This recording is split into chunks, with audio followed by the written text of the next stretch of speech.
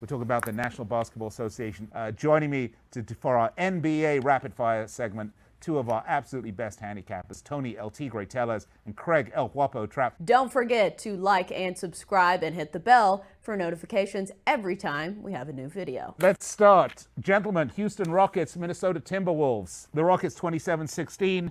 The Timberwolves 15-29.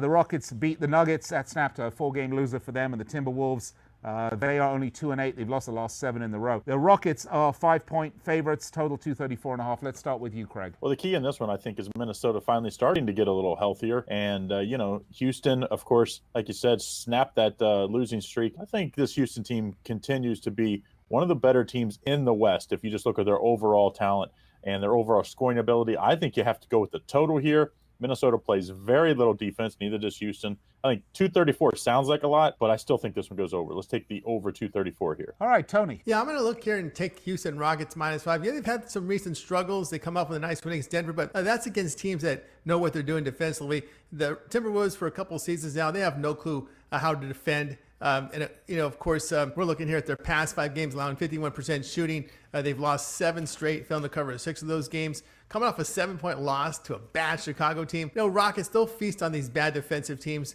They'll find their groove here. I'm going to go ahead and lay the 5 with Houston. All right, next up, the Denver Nuggets against the New Orleans Pelicans. The Nuggets 30-14, Pelicans 17-28. The Nuggets are 13-8 straight up on the road, which is a pretty good number. Let's see, they've got Gary Harris, Nathan Plumlee are out. They've gone under in 6 of the last 6. And the Pelicans, they're 8-14 at home, 12-10 against the spread. JJ Redick and Josh Hart should return to play in this game. Total's gone over in 11 of the last 12. Pelicans 3-point home favorites, and the total's 231. Let's start with you, Tony. Yeah, I'm going to go ahead and take the Pelicans here at -3. Really tough to back Denver. They failed to cover a 3 of 4 after that 16-point loss to a struggling Houston team. But Denver has been decimated with multiple injuries right now, key players in rotation. We're looking at least 5 rotational players injured. We have 3 that are out, 2 that are questionable.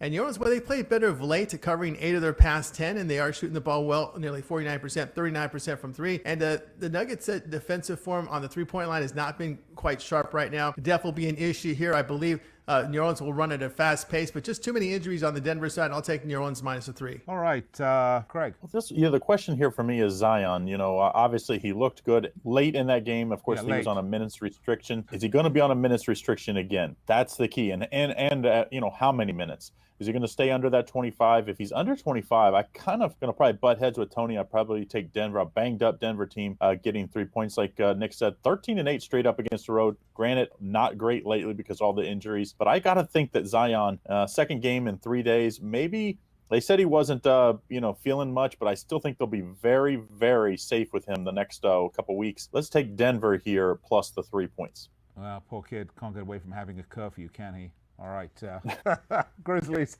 at Pistons. That's probably better for Luka Doncic, right? What's he, like 20 years old? What's Zion, 22? 22 or 21, right? Oh, 19. Yeah, so there you go. Yeah. Unbelievable, these kids coming into the league today. I mean, it is incredible the talent they have. But they do have to be managed and managed carefully. And that's why I think the franchise that they end up with is so important. All right, let's talk about the Grizzlies at the Pistons.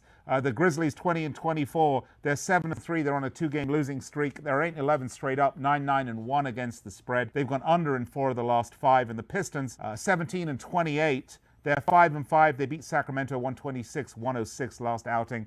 They're 9-13 straight up at home and against the spread, which ain't great. Andre Drummond will play, but Bruce Brown Jr. won't play. And the Pistons are narrow home favorites at 1.5 point with 227.5. We started with you, Tony. Let's go with Craig. Well, this one, it's all about the Grizzlies here. I think the Grizzlies, obviously, they play in the tougher side of the NBA. The Pistons play in the East, and they're still 17-28. The one thing Detroit has going for him is Rose. Rose has had a great year. Probably, I don't say he's MVP type season they had back when he was with Chicago, but he's having a great season, and supposedly a lot of teams wanting him via trade before the trade deadline here. But this Memphis young Grizzlies team can really score. They really push the pace. I just don't think the Pistons can score with them. So let's take the Memphis Grizzlies, slight underdog here, but let's take a money line because I think you'll probably get them at plus 105, plus 110 here as the Grizzlies win outright. All right, Tony. Yeah, I'm with Craig here. I'm going to take Memphis here plus the points. It's just tough really to back Detroit. They've not been good against the better teams in the league. We've seen them beat up on some bad teams of late.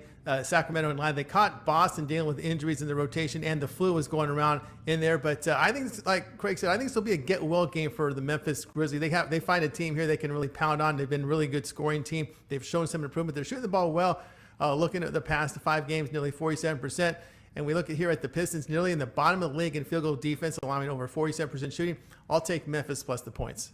All right, and gentlemen, allow me to say how splendid your picks have been so far. Okay, let's move along. Next one, Sacramento Kings, 15-29 against the 17-29 Chicago Bulls. The Kings 3-7 on a 6-game losing streak. They lost to the Pistons last outing, 7-16 straight up away from home, 13-10 against the spread there as well. Marvin Bagley III is doubtful.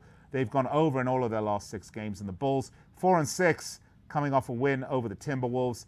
At home, they're 10-14 straight up, 11-13 against the spread. The total's gone under. Look, guys, neither of these teams have particularly good records either away or at home. So I didn't get the numbers on this one. I'm going to throw it over to you, Tony, to start it. Yeah, in this one, I'm gonna take the over here, over 221. And you mentioned the over with Sacramento, and the Bulls have been going over as well. These teams just don't play defense. I mean, we look at the past 5 games, Sacramento giving up 49% shooting. The Bulls giving up 51% shooting, 39% from 3. Now we look at the Bulls' recent games against bad defensive teams. They posted 117 points in Minnesota, 118 to Cleveland, 115 to Washington, all at home. And Sacramento, they've allowed 118 or greater in 5 of 6. And the exception was Orlando, who's one of the worst scoring teams in the league. I'm going to go ahead and take this game to go over total of 221. All right, Craig, how do you see it? Yeah, I definitely wouldn't talk you off the over for sure. I have to fade the Kings team, though. I was on them the other night when they lost to like we just talked about the Pistons. Pistons not very good. Pistons ran them off the court, and I think the Bulls will do the same. The Kings, I just don't know where their heads are. The effort on defense is non-existent. Let's take the Bulls here, -2. Small favorite at home. Very nice. Okay, next up, the Raptors at the Knicks. The Raptors 30-14, 25-19 against the spread. They're 7-3 on a 5-game win streak, 14-7 straight up, 11-10 against the spread away from home. 14-7 away from home is pretty good. Total over in 4 of the last 5 games. The Knicks 12-33. Ouch. 23-22. New York hates it when their teams lose, but I love it. Okay, 2-8 in the last 10 for the Knickerbockers. They lost 92-100 to the Lakers last outing, 6-16 straight up at home. 11-11 against the spread at home. Heart palpitations. Total under in 4 of the last 5. This team just isn't very good, by the way, which is why the Raptors are 7.5-point road favorite. Right, Craig, with a total of 215.5. How do you see it? Well, as bad as the Knicks have been at times this year, they've been better lately for us bettors. And I think you have to take them as, yeah, I know, but at home, 7.5 points against a Raptors team that's still banged up. When the Raptors are healthy, this team would mop the floor with the Knicks. I just think they're going to win this game, but I think it's in that 4 to 5 range. So give me the 7.5 points reluctantly with a young Knicks team that's hopefully continues to be a little better against the spread, as they're 5-5 against the spread in the last. Yeah, I mean, come on, Craig. I mean, the Raptors are on a 5-game win streak, okay, and the Knicks are 2-8 in the last 10, coming off a loss to the Lakers, which maybe was closer than they thought. Win. I know. They're just 5-5. Both the teams are 5-5 against the spread, so it's not like the Raptors have been knocking the cover off of the ball, as they say in baseball, as far as bettors are concerned. All right, Tony T, how do you see it? Do you agree with me? Yeah, this is my best play. This is my best play of the day from the NBA. Pick it up right now at picksandparlays.net.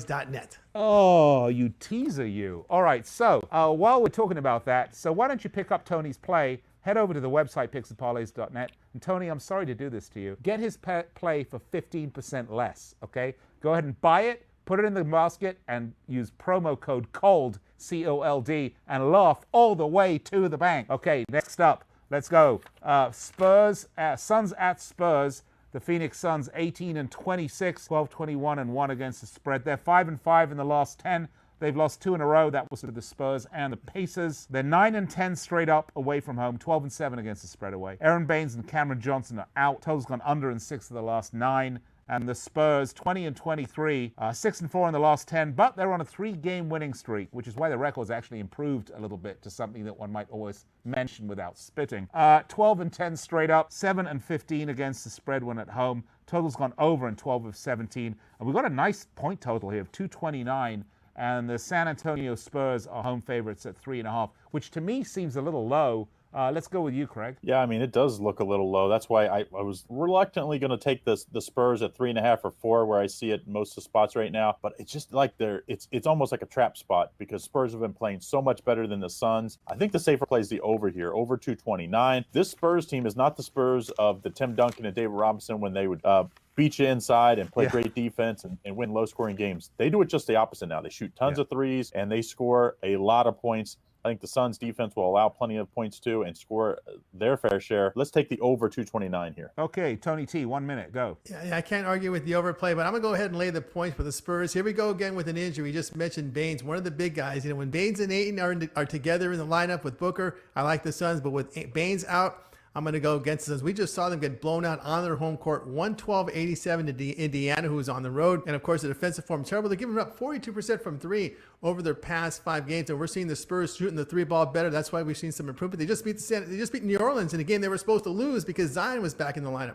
We'll go ahead and lay the points with San Antonio. All right, guys, great picks. Really appreciate it. By the way, these are 2 of our best handicappers right there. Actually, Andrew, put them back on the screen if you're watching us. There they are.